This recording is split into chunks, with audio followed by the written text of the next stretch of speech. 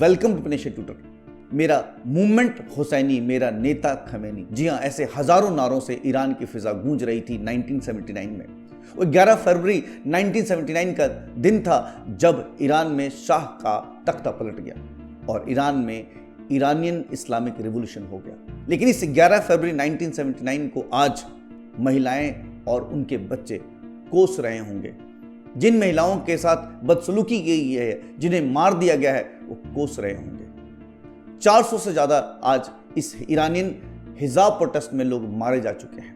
18,000 से ज्यादा लोग कैद में हैं और ईरानियन हिजाब प्रोटेस्ट से जुड़े पहले शख्स महसेन सेकरी को फांसी देने जा रहा है। ईरान जाना ही जाता है विश्व में सबसे ज्यादा मौत की सजाएं देने वाला देश के नाम से। फ्रेंड्स, आइए इस वीडियो में बात करेंगे कि ईरान में हिजाब प्रोटेस्ट क्यों हो रहा है, ईरान के अंदर ईरानियन रिवॉल्यूशन क्यों हुआ था, उसके क्या कारण है और ईरान में कैसी सरकार है, और अंत में ईरान में इस प्रोटेस्ट मूवमेंट के बारे में हम विश्लेषण करेंगे। फ्रेंड्स, अगर आप हमारे चैनल पर न्यू हैं तो प्लीज सब्सक्राइब कर लें। ईरान में हिजाब प्रोटेस्ट क्यों हो रहा है? महसेना अमीनी मात्र 22 साल की लड़की, उसके बाल सही से नहीं ढके गए थे, इसलिए वहां के मोरालिटी पुलिस उसे उठा के ले गई, उसके साथ जातियां की गई ताकि उसे ड्रेस कोड के बारे में सिखाया जा सके। लेकिन वो वहां से सीख के वापस नहीं आई, उसकी लाश वहां से वापस आई। और इसके बाद ईरान में जो प्रोटेस्ट हुआ वो आज तक थमने का नाम नहीं ले रहा।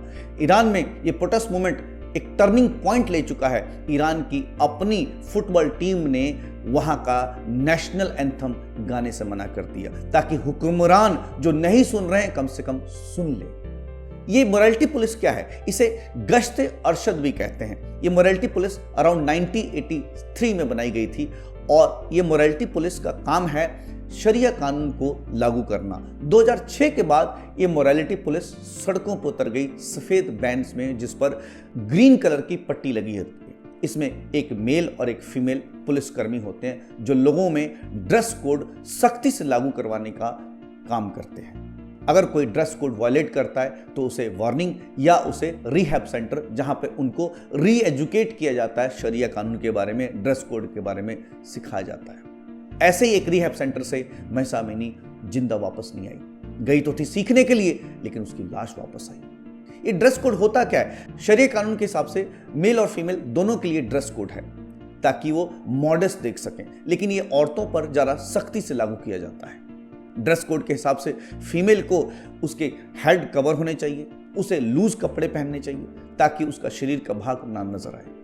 अगर ये ड्रेस कोड सही से लागू ना हो तो ये मोरालिटी पुलिस उन्हें वार्निंग देती है। अगर बात ना बने तो उन्हें री एजुकेशन सेंटर में ले जाती है। ये मोरालिटी पुलिस कभी सख्त और कभी सॉफ्ट रहती है। ये डिपेंड करता है कि ईरान में किसकी सरकार है। अगर रिफॉर्मिस्टों की सरकार है तो ये सॉफ्ट रहती है, अगर हार्डलाइनर्स की सरकार है तो ये थोड़ी सख्त हो जाती है। इस समय ईरान में जो प्रेसिडेंट हैं वो थोड़े हार्डलाइनर हैं, वो नेक्स्ट सुप्रीम लीडर बनना चाहते हैं, इसीलिए ईरान के अंदर शरिया कानून सख्ती से पालन किया जा रहा है। ये ड्रेस कोड औरतों पर कब से लागू होता है, इस पर कई कंट्रोवर्सी है। जनरली स्कूलों में 7 साल से ऊपर वाली बच्चियों पर ड्रेस कोड लागू हो जाता है, लेकिन क्या बाहर ये लागू होगा पब्लिक में, इस पर कोई क्लैरिटी नहीं।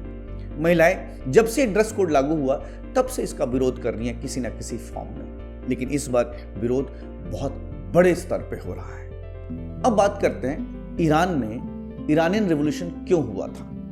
अगर हम ईरान के इतिहास में जाएं तो ईरान में सफाविद डायनेस्टी का राज था 1501 से लेकर 1736 तक। सफाविद डायनेस्टी ने शिया रिलीजन को ईरान का रिलीजन बना दिया। उसके बाद काजर डायनेस्टी का राज हुआ 1736 से लेकर 1921 तक। 1921 के दौरान जब वर्ल्ड को ईरान के अंदर तेल का पता चला तो अमेरिका और इंग्लैंड दोनों ने ईरान को कंट्रोल करने की कोशिश की और फिर वहां पर पहलवी डायनेस्टी की शुरुआत हुई। ईरान के पहले पहलवी शासक उतने सख्त नहीं थे जितना उनके सपुत्र रेजा खान पहलवी थे।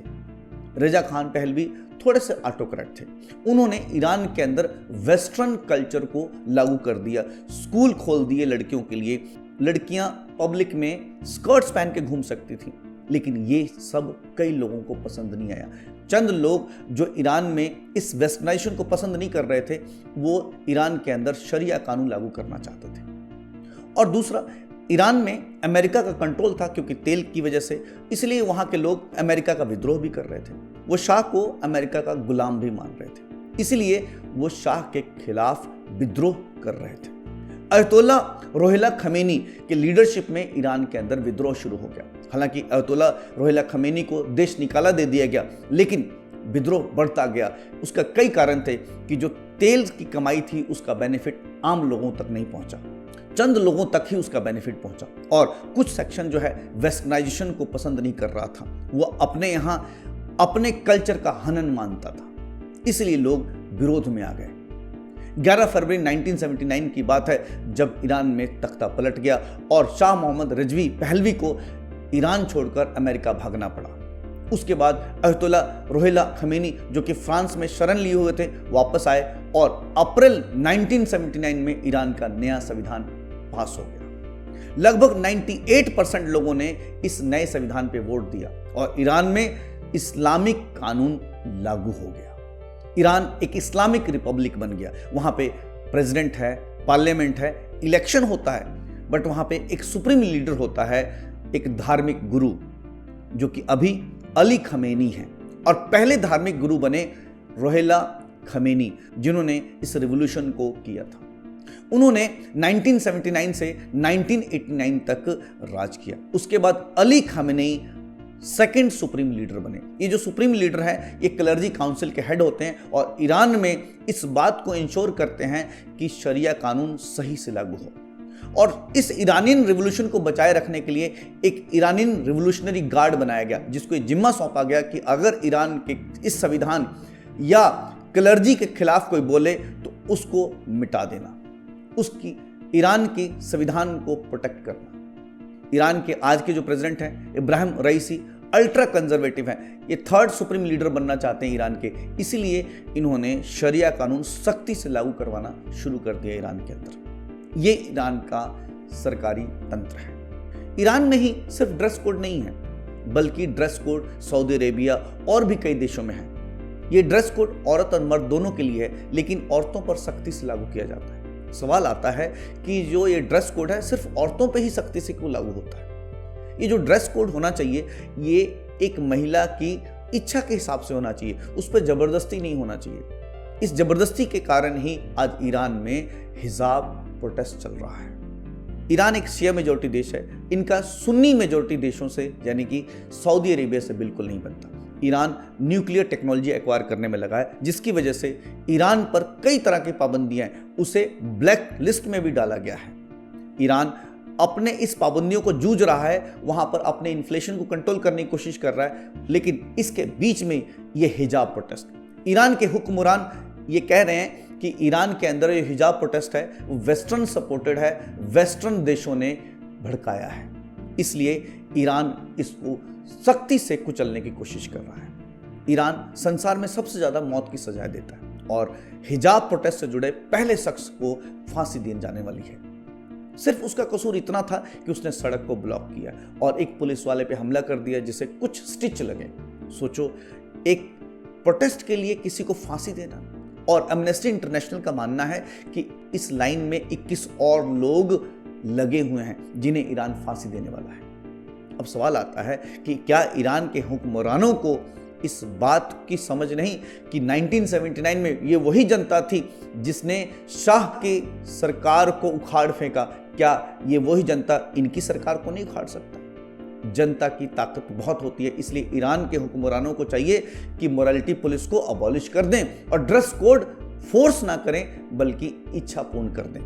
हालांकि अटॉर्नी जनरल मोहम्मद जाफर मोंतजारी ने ये कहा कि हमने मोरालिटी पुलिस खत्म कर दी है, मगर सरकार ने इसे कंफर्म नहीं किया। सरकार ने इवन यहाँ तक कह दिया कि ये खबर जो है वेस्टर्न कंट्रियों ने फैलाई है और ये झूठ है।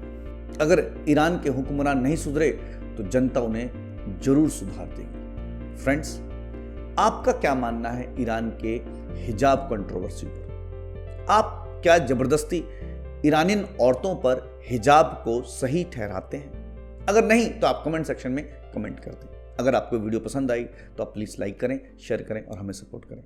नेक्स्ट किसी वीडियो में किसी और एनालिसिस के साथ मिलते हैं। Till then, thank you. Panacea Tutor लाया है एक एजुकेशन प्लेटफॉर्म जहां पर अलग अलग कोर्सेस जैसे कि IAS, PCS, UGC net, SSC और बैंकिंग एग्जाम्स के लिए ऑनलाइन और ऑफलाइन क्लासेस की सुविधा उपलब्ध है। Comprehensive coverage of all the subjects through quality video lectures है। एप्टीट्यूड का topic that is blood relation, uncles only daughter. He took the throne. तो जो थ्रोन पे एम्परर बैठते थे वो अपने साथ ले गए। Kohinoor diamond, the world famous Kohinoor diamond, वो भी मुगल ट्रेजरी से ले गए। फिर आया इकोनॉमिक प्रैग्मेटिज्म, यानी कि चाहे हमारे आपसे झगड़ा भी है तो भी हम आपसे व्यापार कर रहे हैं। जैसे चाइना है, हमारा झगड़ा होते हुए भी हम उससे व्यापार कर रहे हैं। PDF नोट्स और उनसे जुड़े हुए रिलेवेंट MCQs, साथ ही साथ comprehensive mock tests. So join Panisha Tutor for your successful and bright future.